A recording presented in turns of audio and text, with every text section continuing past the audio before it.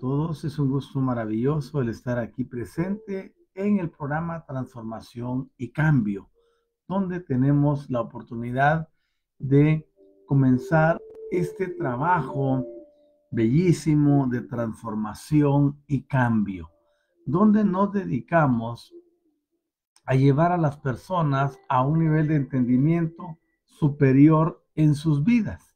Y ese nivel de entendimiento superior nos conduce a esa grandeza donde el poder supremo está disponible para cada uno de nosotros. Hoy tenemos la gloriosa actividad de la vida, de la epigenética, del amor, de todo lo bello que tenemos en la presencia actual, y podemos traer a nuestras vidas este contentamiento, esta grandeza y esta manifestación poderosa de lo que somos y podemos lograr en esta vida.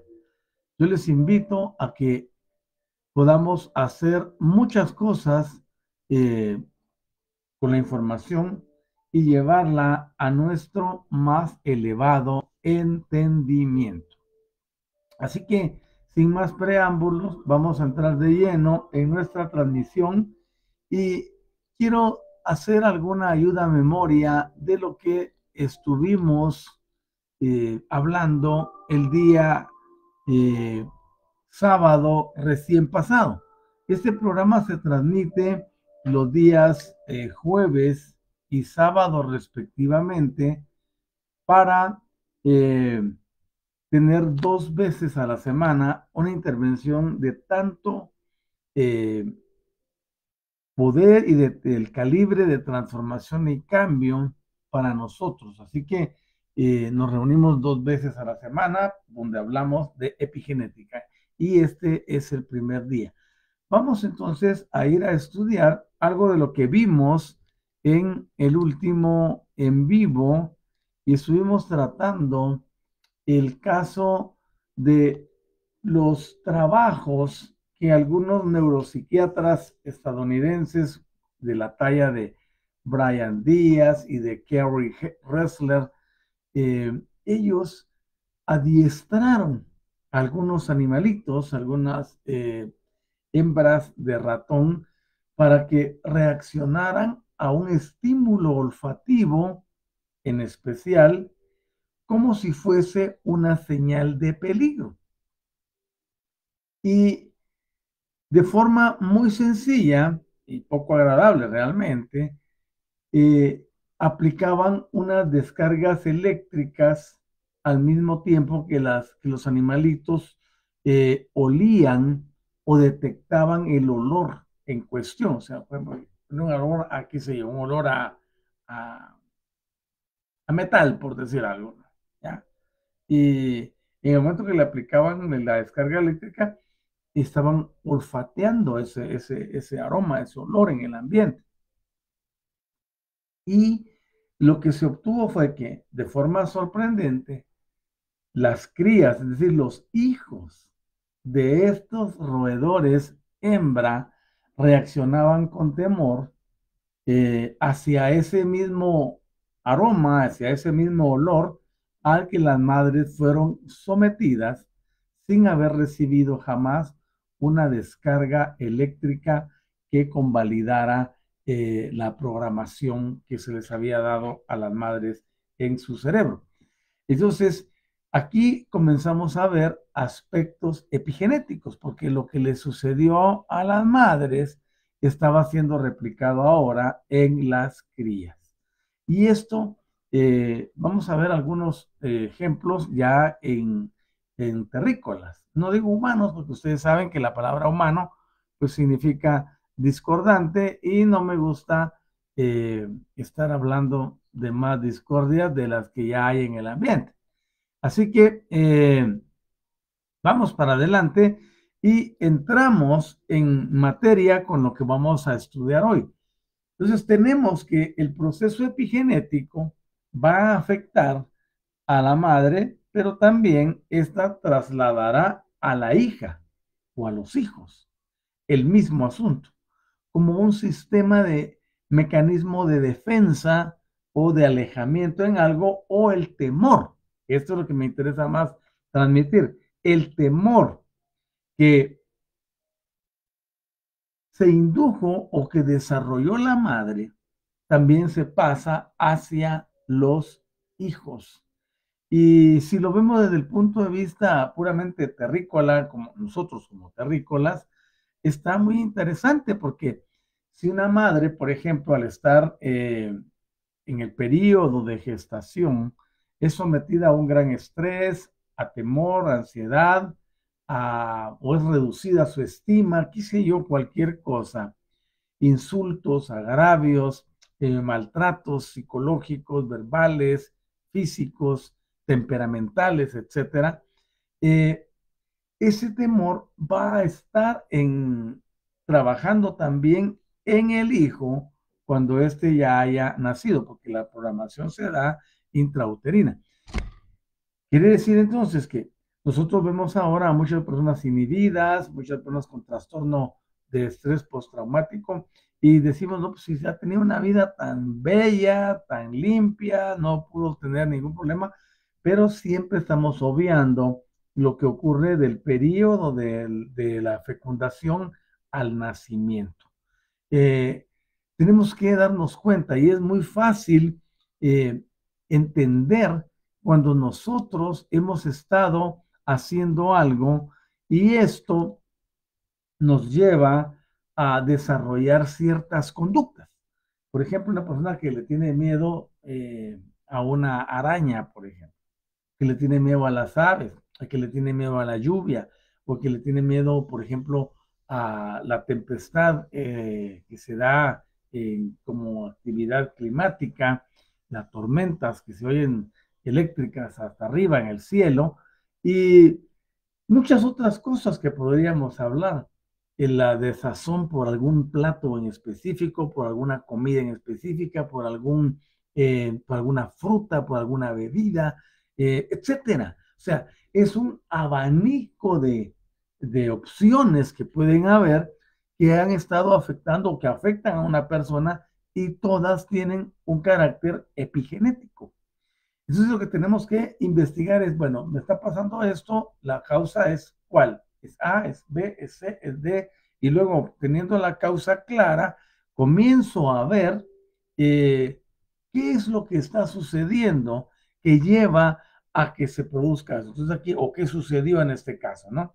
Tenemos entonces que si hubo en el periodo de gestación una acción que llevó a mamá a repeler o a rechazar o cualquier otra cosa, eso afectó al hijo o hija desde el momento de la concepción o desde el vientre. Y eso es lo que nosotros tenemos que comenzar a entender y a ver que las cosas no son como parecen, y muchas veces damos por sentado algo cuando en realidad no lo es o no lo está. Avanzamos con nuestra intervención, no sin antes saludar a nuestro querido Marcos Galván. Dice, buenos días, querido padre y familia hermosa. Bendigo su vida, pero no ya para todos, ya estoy aquí presente. Qué bueno que estés aquí, mijo. Eso es fantástico y gracias por apoyarme siempre. Damos gracias por eso y bendecimos tu vida y la vida de toditita, tú y mi familia amada. Entonces, ante la posibilidad que ese temor ya, de cuando olían ya las crías, inmediatamente sentían miedo. ¿Por qué razón? Porque la madre, cuando estaban en el periodo de gestación, cuando sentía ese aroma, era tratada con un choque eléctrico. Eso le causaba miedo, le causaba estrés. Entonces, ante esa posibilidad de que el temor se transmitiera de madres a hijos por medio de algún tipo de aprendizaje, ¿ya? Vinieron entonces y asignaron crías recién nacidas a madres adoptivas, ¿ya? Y se tomaron todo tipo de medidas experimentales para intentar eliminar cualquier tipo de transmisión de carácter cultural por parte de otros animales. Pero cuando se analizaron los cerebros de madres, las crías y otros ratoncitos no sometidos al tratamiento, entonces se encontraron patrones de metilación diferentes en la zona que procesa toda la información sensorial, y esos experimentos llevaron a la demostración que la estimulación olfativa de estas ratonas pudo producir cambios en los patrones de metilación de esos genes que están relacionados con la actividad cerebral que es la responsable de interpretar los estímulos. Entonces estos patrones de metilación se proceden a trasladarse a la descendencia. Esto es muy interesante. Ahora bien, ese tipo de casos que parecen reforzar la idea de la epigenética transgeneracional, que es lo que estamos hablando, pueden llegar a sugerir o mostrarnos las observaciones en torno a ese caso de la hambruna que vimos que vivieron algunas madres holandesas en el periodo final de la Segunda Guerra Mundial. Al tomar ese ejemplo de nuevo y buscar introducir otro concepto que es altamente significativo, tenemos que hay una relación entre la alimentación y la alteración de patrones epigenéticos. Ahora, no solo estoy diciendo que se puede trasladar, ¿ya?, un estímulo, un rechazo, un disgusto, un temor, que son aspectos puramente emocionales, pero también viene un aspecto externo como lo es la alimentación, que va a alterar patrones epigenéticos. Por eso, yo felicito a la persona, no sé quién fue realmente, pero hay un refrán que dice, somos lo que comemos.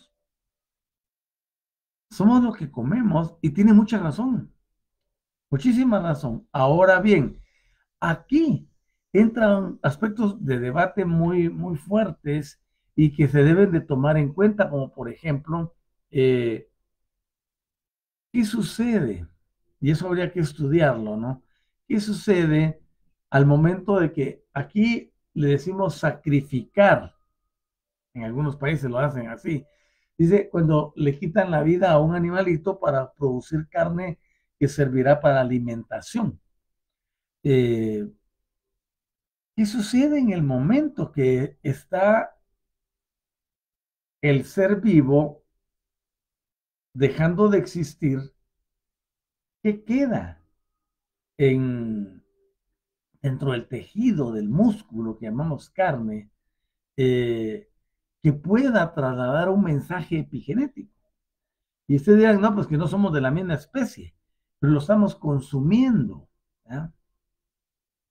Por eso algunas culturas no comen carnes, ¿ya? Pero bueno, ellos lo hacen por un plano energético, yo se lo estoy elucubrando en el plano epigenético. Ahora bien, vamos a tratar un tema muy importante como es alimentar la epigenética.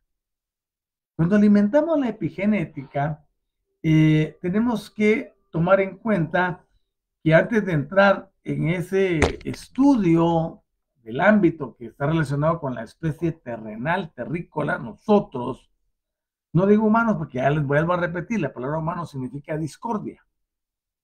Entonces, vemos que hay algunos otros ejemplos en el reino animal relacionados con la alimentación, y el caso que ha sido destacado, muy interesante, y que pone de manifiesto, ¿ya?, qué relación existe entre las modificaciones de la dieta y en el desarrollo de cambios de gran importancia. Y al hablar de estos cambios, no solo me refiero a cambios de carácter molecular, sino también a cambios anatómicos y morfológicos. Todos estos se constituyen en aspectos muy llamativos porque existen cambios en esos tres tipos de actividad: molecular, anatómica y morfológica. Ahora bien, cuando estudiamos esos tres campos, vamos a hablar de las abejas. Las abejas es una especie de insecto muy especial, sobresaliente, con una inteligencia suprema, o sea, es básica para muchas cosas, inclusive para que la vida exista en el planeta Tierra. Y las abejas han interactuado con los terrícolas desde hace, híjole, tiempos inmemoriales, pero sigue sorprendiendo todo el tiempo con nuevas cosas. A pesar de que, por ejemplo, no sé quién fue, si la NASA o alguna agencia aeroespacial dijo que las abejas no deberían de volar porque tienen un cuerpo que no es anatómico, que no es diseñado para poder romper el viento. Diga lo que diga la ciencia, a la vida le importó un bledo porque las abejas vuelan. Y según las ciencias aeroespaciales o de aviónica y de resistencia al avance, no debieran de volar. Bueno, aquí tenemos otra de las grandezas de la vida que no está sujeta a una aprobación científica. Si estuviéramos sujetos a aprobaciones científicas, nos hubiéramos extinguido hace mucho tiempo. Así que tenemos muchas cosas especiales que debemos comprender. Por allá por el año 2010, hubo un pionero, ¿ya? De un grupo de Raizar Maleska en Australia, ¿ya? Que se publicó un trabajo donde analizaron el genoma de individuos, hablando de cada abeja, pertenecientes a una misma especie de abejas. Y esas son las abejas melíferas, ¿vale? Entonces, estas abejas melíferas fueron estudiadas y la ciencia, los científicos compararon el estado de algunos genes del cerebro de las abejas reina y de las abejas obreras. ¿Ya? Ambas castas que presentan evidentes cambios o diferencias morfológicas, anatómicas y de comportamiento. Entonces, vemos que esas castas están presentando las tres cosas que vimos anteriormente: diferencias morfológicas, anatómicas y de comportamiento, aunque otro estudio dice que una abeja reina no es más que una abeja que se quedó ahí y bueno, y todo el mundo le entrega su energía. Entonces tenemos que el resultado que se obtuvo nos pone de manifiesto que existían cientos de diferencias en la metilación de dichos genes, de los genes morfológicos, los genes anatómicos, los genes de la conducta o el comportamiento. Y esto nos da un ejemplo muy especial, muy notorio, de cómo las observaciones pueden predecir los descubrimientos, porque ya existía una hipótesis donde se planteaba que la alimentación diferente entre castas, ¿ya? Es una casta, es a donde pertenecen, ¿no? La casta de las reinas no es igual a la de las obreras, por ejemplo. La obrera tiene que trabajar, la otra tiene que estar reponiendo huevos todo el tiempo. Ahora bien, se creyó que había algo diferente, es decir, que a las larvas que se convertirían en reina se les alimentaba exclusivamente con jalea real, mientras que a las otras castas se les daba un polen fermentado o se las alimentaba directamente con miel. Y no fue sino hasta 7 años más tarde cuando el grupo de un bioquímico chino de nombre Shi Chen, que pertenece a la Universidad de Nanjing, confirmó de forma elegante esa sospecha, porque él descubrió que, en efecto, cuando la alimentación es diferente, viene y lo que comemos o lo que comieron estos insectos, especialmente llamados abejas, desencadenaba cambios epigenéticos en la metilación de los genes. Entonces, por lo tanto, eso lleva al condicionamiento de la evolución de las larvas que se convierten en reinas o en obreras. Porque no todas las abejas se convierten en reinas, solo es una. Así que, entendiendo esto, nos damos cuenta que la alimentación, una comiendo jalea real, otras comiendo miel, pudieron tener cambios muy significativos en la metilación de los genes. Esa palabra metilación y desmetilación, guárdala en tu cerebro, porque te va a servir para entender muchos procesos de los que ya he venido mencionando anteriormente.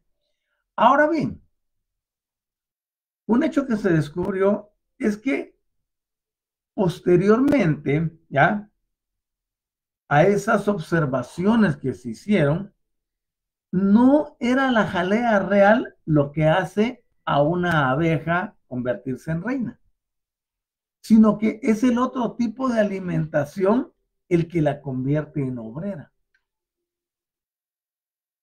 Vean ustedes, una sola metilación o desmetilación puede producir cambios en la función, en el comportamiento, en la morfología. Por eso es que lo que comemos siempre, siempre, siempre va a afectarnos de una o de otra forma en el proceso de metilación. Y esto es muy interesante que lo tengamos en cuenta. Ahora bien, al estudiar la alimentación de las obreras, vemos que esta es rica en moléculas y esas moléculas son conocidas como flavonoides.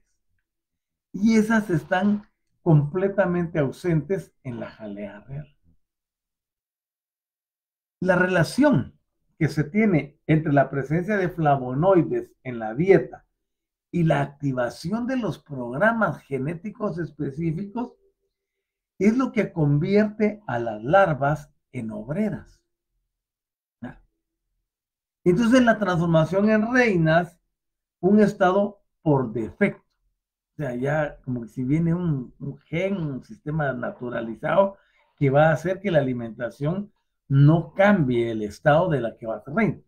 Ahora bien, para ver esto de una forma que podemos impactarnos aún más, tenemos que a esta historia, a este hecho de alimentación o de la relación que hay entre la alimentación y la epigenética, se pone al descubierto con el descubrimiento de que la miel y el polen son ricos en diversos microARN. Entonces los microARN son las moléculas silenciadoras de genes, de las que hablamos hace mucho rato y que se encuentran ausentes en la jalea real. Esto es interesante, ¿ya? Miel y polen ricos en muchos y diversos microARN. Y si ustedes se recuerdan de lo que hemos estado estudiando, el microARN tiene la capacidad de escribir lo que se trasladará a la siguiente generación y ya va totalmente desarrollado, solo que en una compactación total. Entonces, la miel y el polen tienen mucho ARN, pero la jalea real no los tiene. Entonces, solo ese tipo de alimentación determinará qué clase de abeja es la que estará presente cuando la larva madure y pues, se convierta en el insecto, ¿no? Y esto es para mí muy interesante y muy llamativo, porque quiere decir entonces que si una comida tiene cierta cosa, van a haber ciertos resultados en el individuo. Y me puse a pensar aquí, ¿qué se come que lleva al grueso de la población a vivir estados casi permanentes de desgracia, de derrota, de escasez, de miseria, de abundancia, de inclinación a vicios, a prácticas ilícitas, a la violencia, a cometer todo tipo de barbaridades? ¿O que lleva la comida que puede afectar a algunos para ser más estudiosos que otros, aún dentro de un mismo núcleo familiar? ¿Qué lleva la comida que podría ir a desmetilizar eh, o a metilizar a una persona para que sea sumisa o para que otra sea rebelde o que otro tenga un comportamiento de lo que se observa como normal? Entonces, quiere decir que la comida está jugando un papel preponderante para todo este tipo de cosas. Ahora bien, esto que estamos estudiando, híjole, ya me di cuenta que no estoy grabando. Vamos a grabar lo que falta. Estos hallazgos, vemos que van más allá, ¿vale? De la dicotomía que existe entre la casta de obreras y la de reinas. Y también cuando se comparan subcastas más parecidas, pero que tienen claras diferencias en sus comportamientos. En este caso, lo que pasa con las obreras recolectoras frente a las obreras cuidadoras. Una obrera recolectora va a caminar más de 5 kilómetros volando para traer miel. Su función es recolectar. Y están las otras que viven adentro del panal y están en la función de cuido, ¿vale? Entonces, al estudiarlas, se observa que existen diferencias en otros conjuntos de genes que tienen patrones de metilación de carácter específico. O sea, hay un patrón de metilación para producir ese tipo de obrera. Y vemos que en ese caso no es sorprendente que ese conjunto de genes a la vez también sean responsables, ¿ya?, de activar algunos procesos como la reorganización, por ejemplo, de la cromatina. Pero también son responsables de activar procesos eh, en la expresión de ARN no codificado. Por eso les decía que la genética es, es parecida. Tenemos muchas cosas en común con todas las especies, porque el ADN es el mismo prácticamente, solo que expresándose en formas diferentes para producir individuos diferentes en cuanto a lo fenotípico, ¿no?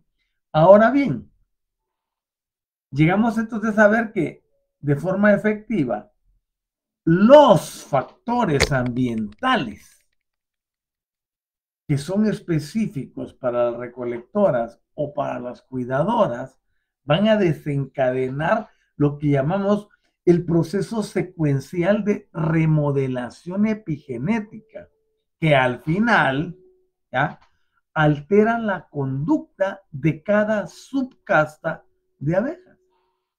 Y todos esos mecanismos todavía resultan desconocidos para la ciencia en su mayor parte. Y vuelvo a decir, yo no ridiculizo la ciencia, a mí me encanta la ciencia, pero lo que no me agrada es que quieran que todo pase por la ciencia para ser aprobado. ¿Quién dijo eso? Entonces, hay cosas que se desconocen. Y hablando de un insecto, imagínense, si hablamos de nosotros, tenemos muchas cosas mucho más grandes que deben ser descubiertas. Y entonces, para ponerle la estrellita al arbolito, esos experimentos entre subcastas que se realizaron por los investigadores eh, estadounidenses, que estaba Grow Amdam y Andrew Faber,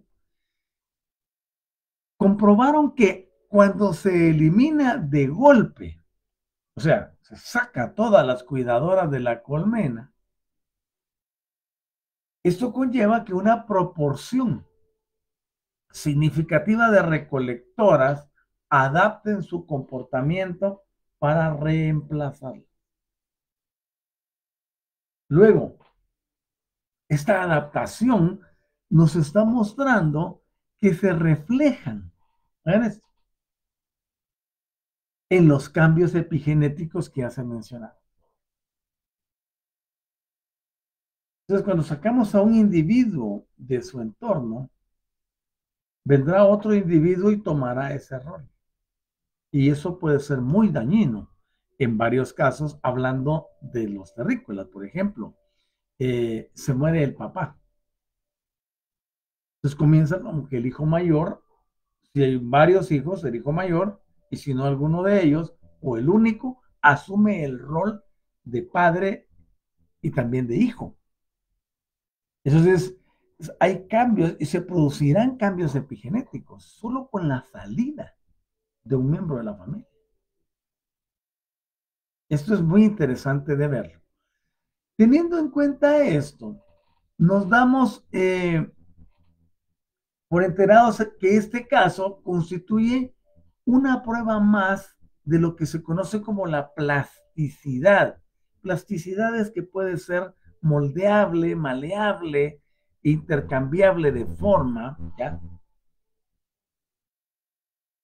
Que esa capacidad de plasticidad y capacidad de respuesta, la epigenética nos demuestra que sí la tiene en algunos organismos, inclusive en su vida adulta. Y podemos hacer cambios. Podemos modificar la estructura molecular. Entonces, por ejemplo, si ustedes ven una fotito de una abeja obrera y de una abeja reina, cambia totalmente la condición fenotípica, es decir, la expresión externa. La reina no va a ser una obrera que se va a ir a volar para ver si encuentra polen, si encuentra miel, si encuentra néctar en las flores. Ella va a permanecer. Su función es la de ovopositar. Y son muy diferentes. Ahora bien, tenemos entonces que los abundantes microRN y flavonoides, ¿ya? Que están presentes en el polen fermentado, produce un retraso en el desarrollo del individuo que se convertirá en abeja obrera. Pero por otro lado, el escaso microRN y flavonoides que están presentes en la jalea real va a promover el desarrollo, lo que producirá un insecto más grande, más fuerte y con la capacidad de reproducción. Solo por el cambio del tipo de alimentación. Miren qué interesante. Entonces tenemos que las abejas que se convierten en reinas son las únicas abejas fértiles. Por lo tanto, son mucho más grandes que el resto de los individuos de la colmena. Y estas características, ¿ya? O ambas características, tanto para una obrera como para una reina, son la consecuencia del alto nivel nutritivo que contiene la jalea real.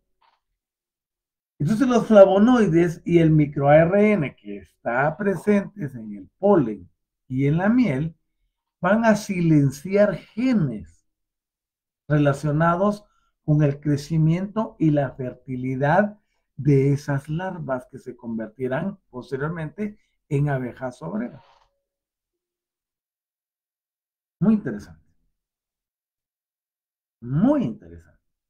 Ahora bien, piensen ustedes, y ahorita me puse a elucubrar en mi mente, pues, pensando que se nos recomienda que comamos miel, que tengamos un montón de miel y miel, pero ese micro ARN y esos flavonoides nos van a afectar a nosotros también.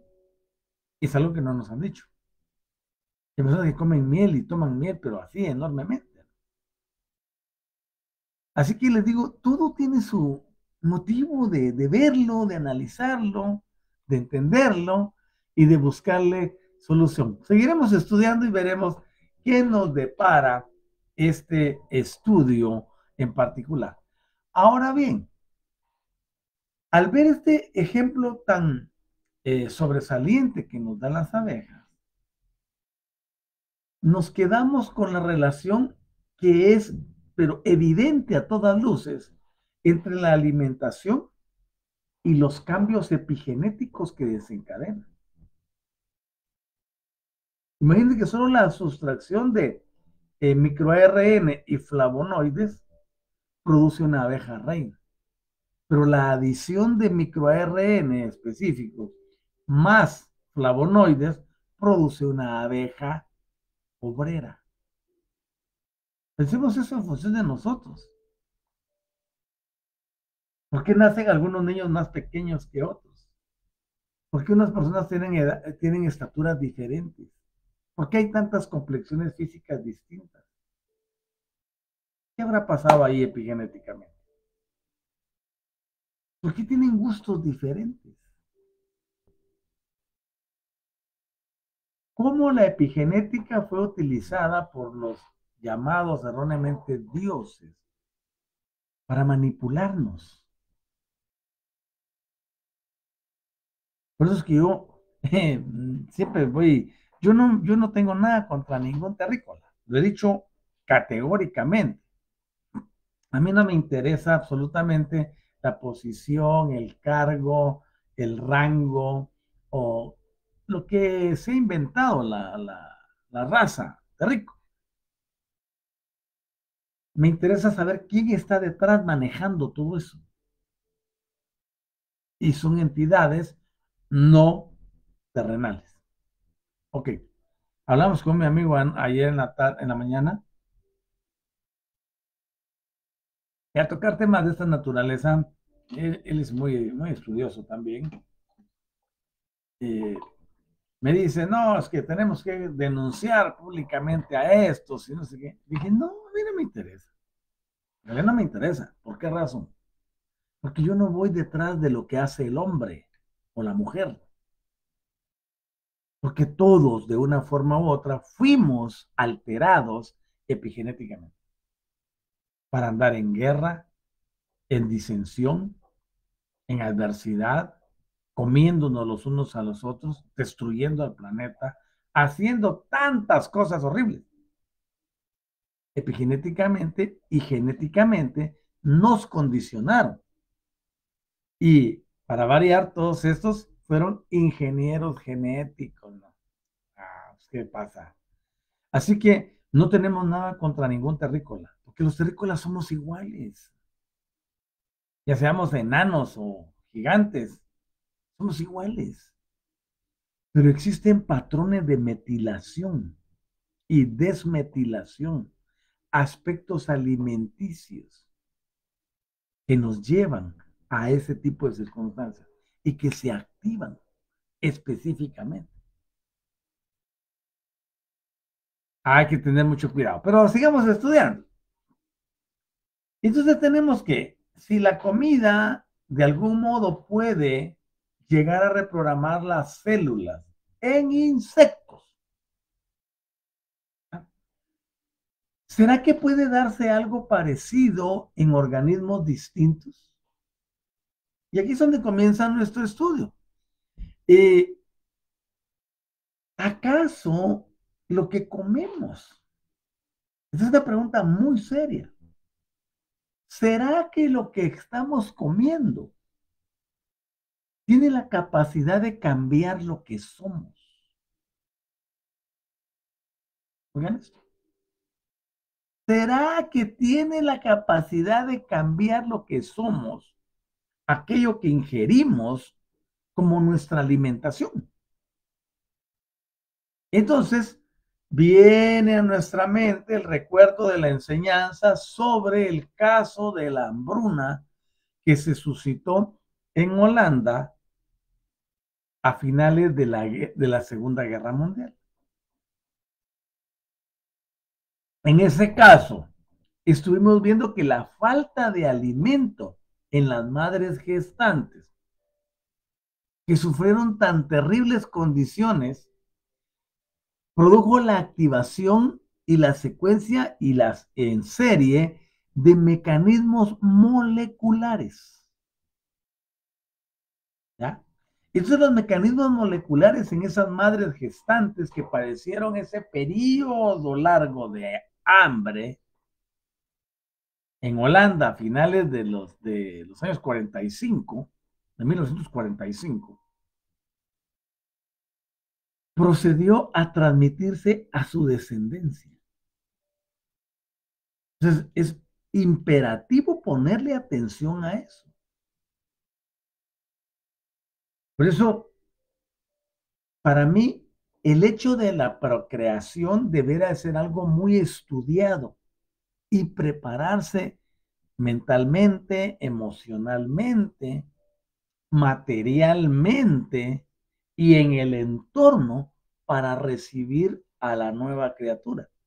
Pero no solo en el aspecto de tenerle casa, una cuna, etcétera, ropa, sino principalmente en trabajar la mente, en las condiciones y el ambiente. En inglés hay una palabra que es environment. Y el environment es toda esa parte que entra y activa y se activa alrededor de algo o de alguien. Entonces el environment que está rodeando a una madre embarazada debiera de ser lo más óptimo posible. Pero aquí es donde entra otra vez el juego de estos ingenieros genetistas. No estoy hablando de ningún ingeniero genetista o genético de hoy en día, no. Vuelvo a recalcar, yo no tengo nada contra ninguno de mis semejantes. ¿Ya? Si algún semejante nuestro actúa dictatorialmente o está haciendo algo incorrecto, es porque está siendo manipulado por otra entidad que no es visible. Entonces, estos ingenieros genéticos se encargaron, o genetistas, prácticamente de los que vinieron del cielo, a los que se les conoce como Anunnaki, pero Anunnaki no es una raza. Anunnaki es una palabra que significa los que bajaron del cielo. ¿Ya? Estos eran especialistas en genética. Vinieron a modificar, alteraron nuestros genes.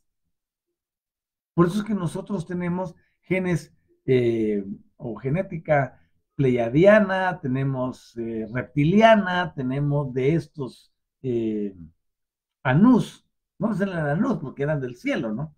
Entre otras, porque han jugado con nosotros, pues. Lo que somos ahora es la sumatoria de eso, de ese juego. Y por eso tenemos tanta complejidad. Y ahora estamos viendo que todo lo que activa mecanismos moleculares va a transmitirse a la descendencia. Entonces, tenemos que el tema de la epigenética transgeneracional todavía está siendo objeto de arduo debate. Pero yo invito a que nos fijemos, que pongamos nuestra atención en las consecuencias. ¿Ya? Por ejemplo, los hijos de las madres que padecieron la hambruna holandesa eran proclives al desarrollo de trastornos metabólicos. En este caso, diabetes y obesidad. Entonces, esto se correlacionaba o se correlacionaban con las alteraciones en los patrones de metilación de los genes correspondientes o de los genes comprometidos con este tipo de cosas. Ya vimos que hay una función de activar un gen o de apagarlo, ¿ya? Cuando se activa, produce desastres, cuando se desactiva, dejan de producirse los desastres. Ahora bien, allí entramos en un terreno de lo que se conoce como la nutrigenómica. Vean qué interesante este término. Nutrigenómica. Ahora bien, es el estudio de la relación que existe entre la alimentación y sus efectos sobre la interpretación que le da el genoma. Por eso es nutrigenómica. La nutrición alterando genes, ¿ya? En este caso, el genoma es el conjunto de varios genes, ¿vale? Y hemos visto que hay numerosos grupos de investigadores que se han dedicado al estudio del efecto de una dieta rica en grasas sobre la descendencia de roedores. Y recuérdense que el ADN es el mismo, eso ténganlo claro, no importa qué tanto se pueda creer alguien, el genoma funciona igual, lo que cambia es la especie, ¿no? Ahora bien, entonces observaron y estudiaron qué sucedería o qué sucede, qué pasa, qué efectos vamos a tener si tenemos una dieta rica en grasas a estos roedores para ver qué sucede con sus hijos, con su descendencia. Entonces llegaron a observar que la progenie va a desarrollar diabetes y obesidad con un grado de probabilidades altísimo. Y eso será independientemente de la dieta que tenga esa descendencia. Entonces, marcados epigenéticamente a través de un proceso pequeñito que conocemos como microRNA. Esto es muy interesante. Y las observaciones que se han hecho también, y lo que hacen es producir más preguntas, más interrogantes, ¿ya? Entonces, entramos en más preguntas, más interrogantes, más dudas de las que se van despejando. Por eso, insisto otra vez, la ciencia es bella, pero antes de la ciencia ya existía todo esto, entonces tiene superioridad, ¿no? Ahora bien, ¿qué alimentos son los que en realidad afectan al epigenoma? ¿Ya? ¿Y hasta qué punto se produce ese efecto? ¿Es un efecto a corto, mediano o largo plazo? Si ustedes se ven, se plantean muchas interrogantes. Si algo que comí anoche viene y produce un proceso de metilación, ¿cómo me va a afectar el día de hoy? Lo que comeré hoy, ¿cómo va a afectar a mi genoma? Y recuérdense que lo más delicado de esto, y eso pues, no lo enseña la ciencia, ¿verdad? Es que lo que está sucediendo en mi genoma está conectado multidimensionalmente con mi descendencia. ¿Ya? En mi caso, yo tengo hijas, un hijo y tengo nietos. O sea, ya tengo dos generaciones después de mí. Quiere decir que todo lo que yo haga o deje de hacer seguirá impactando allá. Esto es lo que conocemos como el efecto del centésimo mono. Y esto es imperativo, por eso la conducta, el comportamiento, el carácter, las decisiones, las creencias, las prácticas, los hábitos, los vicios, las adicciones, todo tiende a estar saltando epigenéticamente cada que hago algo. Ahora, no quiere decir 100% que eso se vaya a activar en ellos, pero el riesgo de que se activen es elevadísimo. Elevadísimo.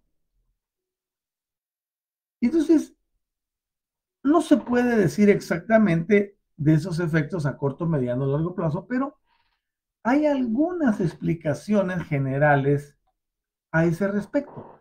Y tenemos que, por ejemplo, aquellos alimentos, entre ellos algunos, que son ricos en nutrientes y que están directamente relacionados con las moléculas que participan en la regulación epigenética. Esos son los que van a ir a afectar. Y en este caso tenemos, por ejemplo, una sustancia que llamamos ácido fólico. ¿Ya? El ácido fólico, por ejemplo, se le recomienda muchísimo a las mujeres embarazadas dentro de un paquete que llamamos vitaminas prenatales, o sea, tomarlas antes del nacimiento del bebé. Los prenatales, entre ellos, uno de sus componentes es el ácido fólico. Este ácido fólico es esencial para muchos procesos básicos que se dan durante la embriogénesis. Génesis es la palabra para inicios, orígenes, y embrio de embrión. Entonces, embriogénesis, los inicios, los orígenes, el punto de partida del embrión. Y constituye, como lo mencioné, un suplemento que es de carácter imprescindible para las mujeres embarazadas. Ante tanto embarazo, por aspectos de desorden en los apasionamientos, tenemos que la mayoría no consume eso. Y van a haber graves problemas con los niños. Esto es interesante, porque la desenfrenada carrera reproductiva, sin pensarlo, solo por vivir un momento de placer. Y eso me recuerda a aquella canción, no sé quién la canta, que dice, fue una noche de copas, una noche loca. ¿De qué sirve una noche loca que va a producir a un nuevo ser y que se trae sin conciencia, sin preparación, sin tener los cimientos y sin tener conocimiento de esto? La promiscuidad es desastrosa, desastrosa. Ahora bien, entre los múltiples efectos que posee, el ácido fólico también participa en lo que se llama la ruta de fabricación de moléculas. Y esas moléculas van a dar lugar, en último término, a unas moléculas conocidas como SAM, S-A-M. Y estas moléculas SAM, su composición química es S-adenosilmetionina, donde metionina es un aminoácido. Ahora bien, estas moléculas son necesarias para marcar el ADN con lo que llamamos grupos metilo. Interesantísimo, no estamos hablando del ácido fólico y su función. Ahora, en otras palabras, funciona como la materia prima. ¿Ya? Y si hacemos un símil con un árbol, la madera de un árbol que se tiene que aserrar y transformar en tablones para finalmente producir tablas, reglones y todo, y construir una cabaña. ¿Ya? El ácido fólico está haciendo esa función de construcción. Y si no está presente, ¿qué daños van a tener las criaturas? Ahora bien, en los animalitos con los que se ha experimentado en los laboratorios, se ha llegado a comprobar que la deficiencia del ácido fólico produce descenso en los niveles de metilación del ADN. Y esto produce perturbaciones que serán exponenciales en el nuevo ser, ya sea un ser de cualquier especie, ¿vale? También se ha logrado ver que ese efecto que cayó puede ser reversible y como la mayoría de los cambios epigenéticos. Por eso les digo, es interesante que nosotros comencemos a evaluar, ¿ya? Comencemos a evaluar las cosas que no andan bien en nuestras vidas y cuáles son de origen epigenético. ¿Qué estamos enfrentando que no nos deja avanzar? ¿Qué es esto que nos detiene emocionalmente, sentimentalmente, físicamente, mentalmente, entre otros? ¿O por qué hay una recurrencia de enfermedades? ¿Cuáles fueron los disparadores de eso para que tengamos hoy en día ese tipo de cosas en nuestra vida? Fue un factor de alimentación, fue un factor de eh, problemas en nuestros antepasados. Y no crean, aquí yo estoy hablándoles y compartiendo con ustedes esto. Pero a la vez estoy pensando mucho, por ejemplo, en el caso de mi señor padre. Ya les comenté en una de estas sesiones de genética cómo él tuvo que enfrentar muchas cosas, su mamá también. Y cómo le afectó a mi papá el tener que conformarse con una dieta tan pobre. Nunca fue delgado, ni un ser de que tuviera sobrepeso, ni nada. Una complexión física normal.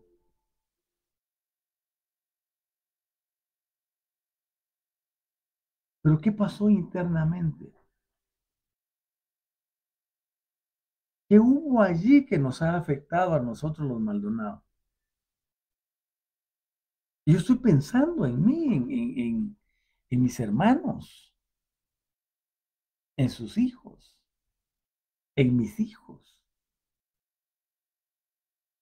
Y ese es el objetivo precisamente de una sesión de esta, no es informarte lo que hace la epigenética, es que tú aterrices y pongas a evaluarte qué está pasando en mi familia, que es de carácter epigenético y que puedo revertir.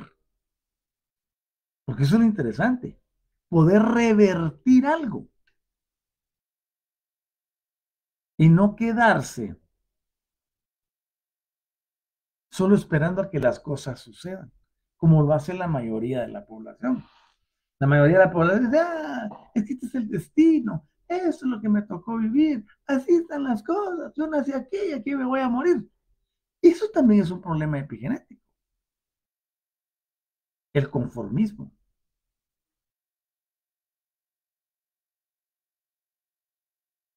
el pensar que no hay oportunidades, el cerrarse ante los desafíos que se producen en el diario vivir. Entonces, nosotros tenemos que comenzar a ver la vida desde una perspectiva totalmente diferente y comprender que, si bien es cierto, todo lo que pasó nuestra madre desde el momento de la fecundación, imagínense ustedes, por ejemplo, y aquí voy a terminar, imagínense que se produce una violación y hay un embarazo que no estaba deseado porque no se estaba pensando en eso. ¿Qué va a suceder allí con el niño? Primero, la madre está alterada psicológicamente, moralmente, emocionalmente, está devastada, se siente humillada, maltratada, amenazada. Y luego vienen un montón de voces afuera y dicen, no, tienes que abortarlo. Miren esto. ¿Qué entorno se está creando epigenéticamente para la criatura, que no tiene absolutamente nada que ver en el asunto. Y estos son los temas difíciles de tratar, porque alguien me diría, bueno, usted enseña que hay un contrato. Sí, lo sostengo. Porque hay un conjunto de secuencias que se tienen que ir dando en nuestro diario vivir, producto de las decisiones que hemos tomado en el pasado. Es decir, en el pasado distante, dentro del proceso que tenemos experiencial sobre la Tierra. Entonces, cada experiencia que vivimos no es aislada, ni es producto del azar. Azar con Z, ¿no? O sea, del destino, como dicen muchos. Sino que nosotros hemos venido y desde un plano epigenético estamos cumpliendo eso que habíamos trazado. Alguien me diría, eso es estúpido, eso es irrisorio. Bueno, pues checa los datos, checa las estadísticas, mira el comportamiento, la conducta, analiza a cada persona y date cuenta que las cosas son diferentes.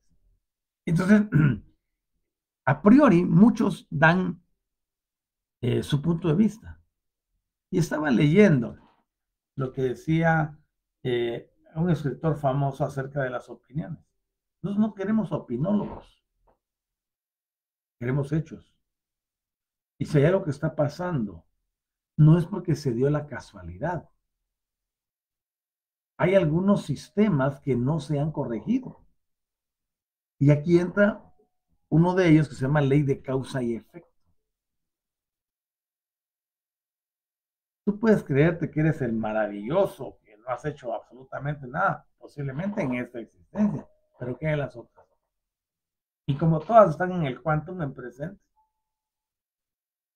hay que reparar esto para poder avanzar y evolucionar. Resulta muy paradójico, hasta cierto punto ilógico, y lo que tú quieras, pero hemos decidido vivir experiencias como un proceso caprichoso o de otra naturaleza, muy posible. Pero estamos aquí en ese proceso de experimentación. Por eso es que no hay bien ni hay mal. Por eso es que no hay una condenación ni una salvación. Porque todo es experiencia.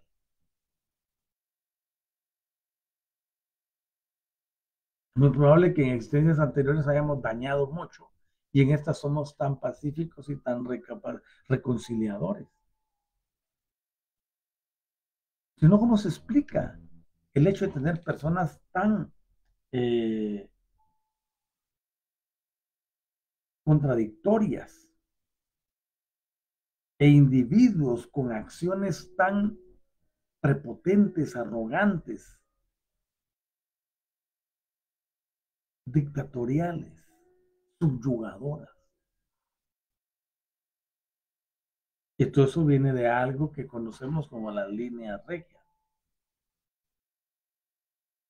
porque traían el ADN de estos que llamamos, que llamábamos en el pasado, porque ya no les digo, ya no los reconozco, diciéndoles dioses.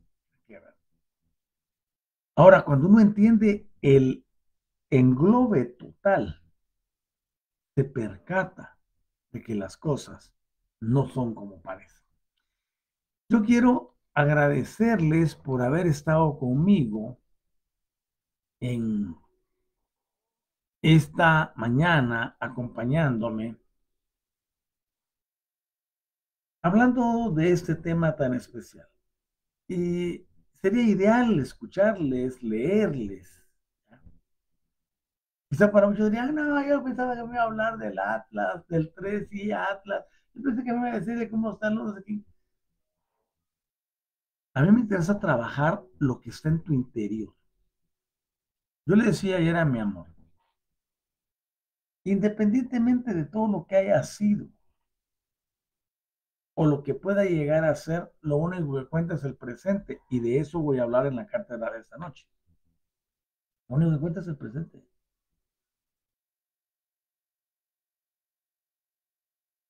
Y no tenemos por qué andarnos como que afanando o estar ansiosos, ay, ¿qué va a pasar? ¿Qué viene? Y ya, ¿por qué? Cuando tú estás centrado o centrada, no eres sensacionalista, ni andas viendo, ay, jole, a ver qué onda, y será que irá a pasar, y ya viene, y dónde se va a estrellar, cuál será el punto del impacto, y qué va a pasar si cae en el mar, y qué va a pasar si cae en la tierra, y caiga donde caiga, si ese es el momentum, ¿ya? Dentro del proceso contractual de todos los que estamos en el planeta, o en el proceso contractual con el sistema solar, etcétera, pues así será. ¿Qué gano con preocuparme o con atemorizarme? Nada. ¿Cuánto avanzo para evitarlo? Nada. Así que, para todos esos sensacionalistas les digo, ya párenle. Dejen de estar causando más psicosis en las personas. Centrémonos en nosotros, en vivir nuestro presente, en amar, en servir a los demás, en ser compasivos, en ser perdonadores, trabajando en equipo, ayudando, sirviendo, haciendo que las cosas sucedan y sobre todo uniéndonos para desplazar a todos esos seres invisibles que están controlando a la mayoría en el planeta. Eso sí es un objetivo común. ¿Y podemos deshacernos de ellos? Claro que sí. O sea, mis intereses son más elevados. Y si mañana hubiera un meteorito o cae ese asteroidote y viene y se acaba la expresión de vida en la Tierra como la conocemos, fantástico. ¿Cuál es el problema si yo no soy terrenal? Sencillamente solo cambio de estadía o de condición y ya podemos avanzar por la vida de una forma bella y hacer que las cosas funcionen para nosotros. Les espero en el programa de hoy por la noche, donde hablaré del momento presente. No se lo pierdan por nada del mundo. Por nada del mundo. A las 6 de la tarde, inclusive hasta ahí ya puse en cada una de las páginas los anuncios respectivos para que podamos tener la reunión esta noche. Quiero agradecer a quienes están conectados conmigo. Olga Pineda, buenos días, maestro, presente. ¿Cómo estás, querida Olguita? Qué bueno que hayas venido. Saludos a ti. Y luego, Francisca Isabel. Qué bueno tenerte aquí con nosotros en la mañana de este jueves. Dice, hola, buen día, maestro. Otro presente de nuevo en un día primaveral. Ah, qué padre. Y helado. Desde Chile, un abrazo tibio primavera. Gracias por estar presente, te bendigo y qué bueno que hayas venido. Eh, y a ti que no me escribes, pero obviamente cuando termina el programa me da unas métricas y puedo ver cuántas personas estuvieron conectadas o quiénes pasaron viendo el programa, cuánto tiempo tardaron viéndolo. O sea, me dan una estadística enorme. Te invito a que nos dejes un punto de vista, que nos ayudes. Si pasas por aquí, pues pasa dejando un like, un corazoncito o cualquier otro emoticón. Eh, y vamos, hagamos que sucedan las cosas. Ayúdame a llegar a más personas. Ayúdame compartiendo el programa. Ahí en su teléfono, van a donde están viéndolo, pican los tres puntitos y dice compartir. Compártanlo para que otras personas también tengan acceso a esta información. Yo no puedo llegar a todo lo que ustedes tienen en su agenda, pero ustedes sí me pueden ayudar compartiendo. Que estén muy bien, les veo en el programa de la noche y mientras tanto, disfruten de este día del verde para que sus vidas comiencen a cambiar y que todos sus pensamientos se transformen para la grandeza más elevada que puedan tener. Muchas gracias por la atención. Seguimos en contacto hoy a las 6 p.m.